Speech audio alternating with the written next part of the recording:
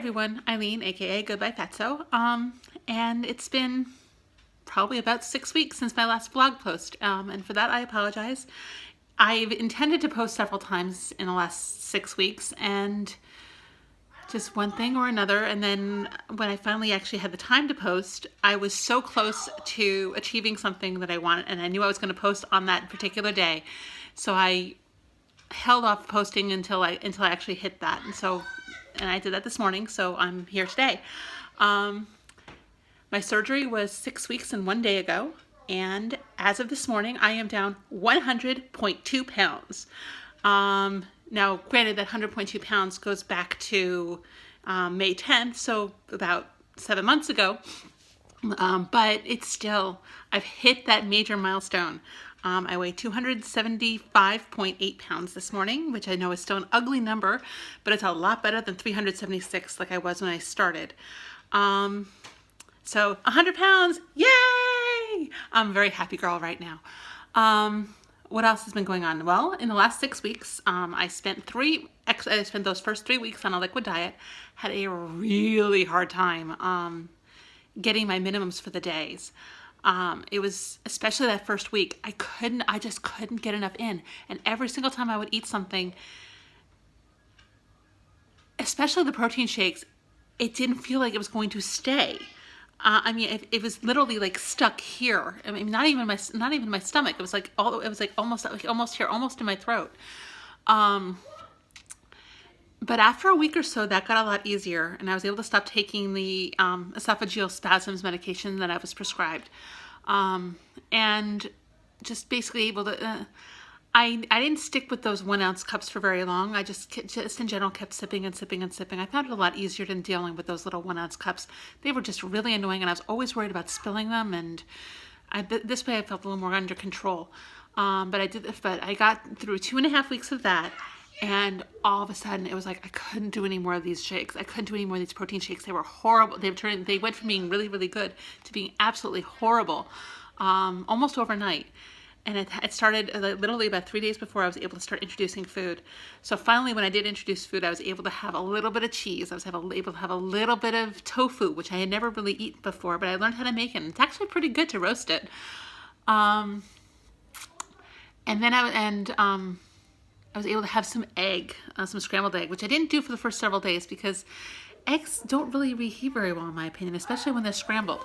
So I waited until I could have a whole egg, or at least close enough to a whole egg to justify making it. And so it was probably about a week or so into that more solid food diet. And I was able to get through that, and I was able to have some whitefish as well, so I went back to eating some cod. Then this past Wednesday, 2 days ago, I was able to start eating poultry, and I was able to introduce the rest of the fishes and pork. And yes, I might be a Jewish person, but I'm not a kosher person. So I've had pork tenderloin, I've had chicken breast cooked a couple different ways. I've had, well, that's probably all I've introduced so far. But I seared some chicken breast for myself and then finished it in the oven. I'd never done that before, and it was really good. And it was actually really easy to make. It only took about 20 minutes, including getting the oven up to 400 degrees, which probably took longer than anything else. The biggest hard part I've been dealing with is it's now December 29th, which means that we've had Christmas, we've had Hanukkah, and we've had a lot of cookies in the house because I have 3 kids. We've had toffee in the house, which is my husband's cooking specialty. And of course we've had Christmas candy. And it's hard to see all the stuff out all the time, even more so than the normal. Everything is, and we have all the normal. I'm used to having crackers around. I'm used to having basic cookies around. But to have that much extra stuff around was really, really hard. To make matters even harder, one of the reasons I wanted to post, but I just really couldn't figure out how to express this properly. I had been told since a while ago, if I maintain these basic numbers, I'm on a 700 calorie a day diet approximately, and of that, 70 grams of protein, 30 grams of carbs. And if I can maintain that, my body won't go into starvation mode. So I shouldn't hit a plateau. Well, the moment I started eating solid food, I hit a plateau. I was at 285 pounds when I started, and I was still at 285 pounds 2 weeks later, and I was going nuts. I was not breaking any rules. I was following this diet to absolutely perfectly. I was measuring everything. I was putting everything on the scale. I was making sure that nothing was off, and I wasn't losing any weight. And I was so frustrated because I'm watching my husband and he's down 3 pounds. He's losing, he gets on the scale every 2 or 3 days and it's down 2 or 3 pounds every time. And he's not being perfect. He's having, he was doing all this baking. So he was having a little bit of this and a little bit of that. And I'm being absolutely perfect. I'm not doing anything wrong and I'm not losing any weight. Finally, I remembered something I learned a long time ago. If you increase your carb count just a little bit, sometimes it gets you out of that starvation mode. And I don't know if it was that or the timing of my natural cycles or what. And I'm hoping that's not the case, because in that case, I'm going to be going nuts every 2 or 3 weeks. The weight started coming off again about a week and a half ago. And I've lost 10 pounds in that time. I'm back to losing about a pound a day, which is where I was for the previous 5 or 6 weeks. But oh my God, was I frustrated. And I was so tempted to just throw in the towel and say, this isn't worth it. But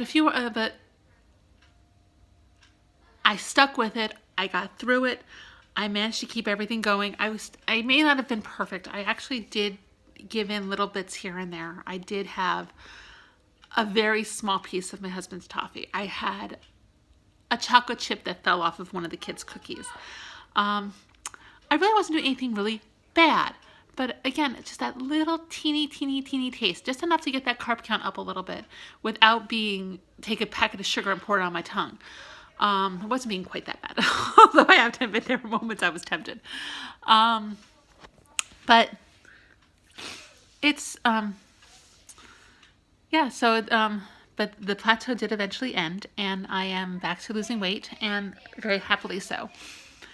And things that have happened. My energy level has gone way up. I have increased my step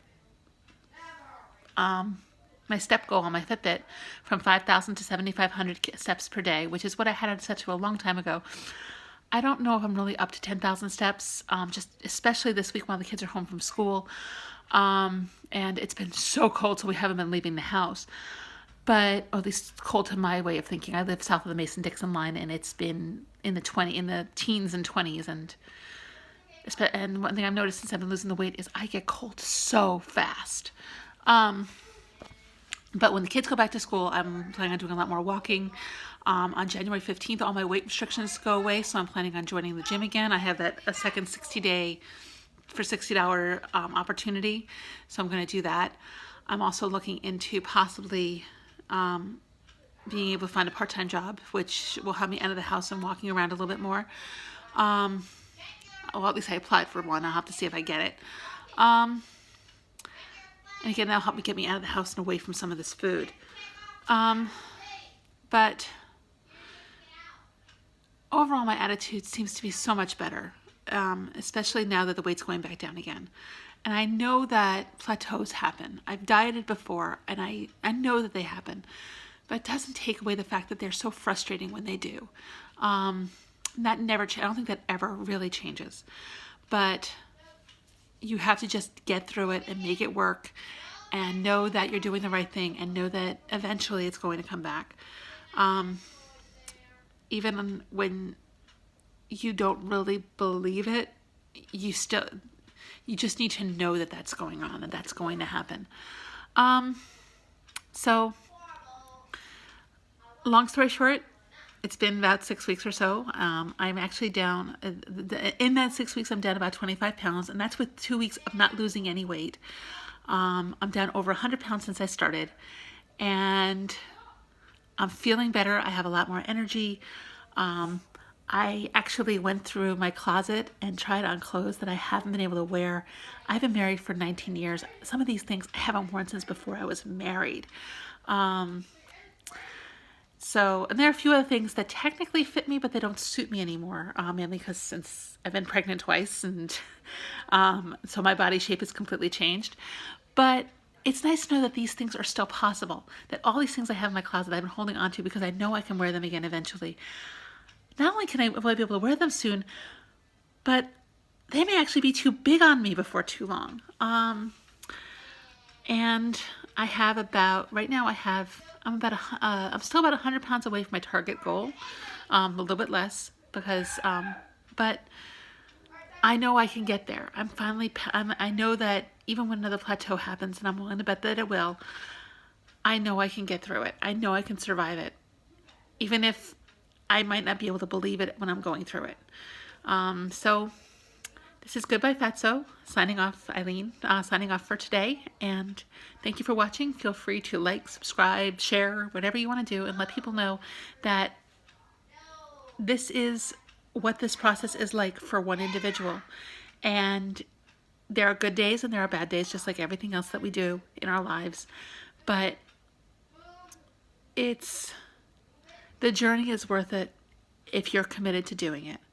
And you just have to get through the bad days, and even if they last for a couple weeks or even longer, and just know that persistence pays off in the end. So Goodbye Fatso, aka Eileen, signing off for today, and wishing everyone, I hope everyone had a happy holiday and Happy New Year. And I'll see you in 2018. Goodbye.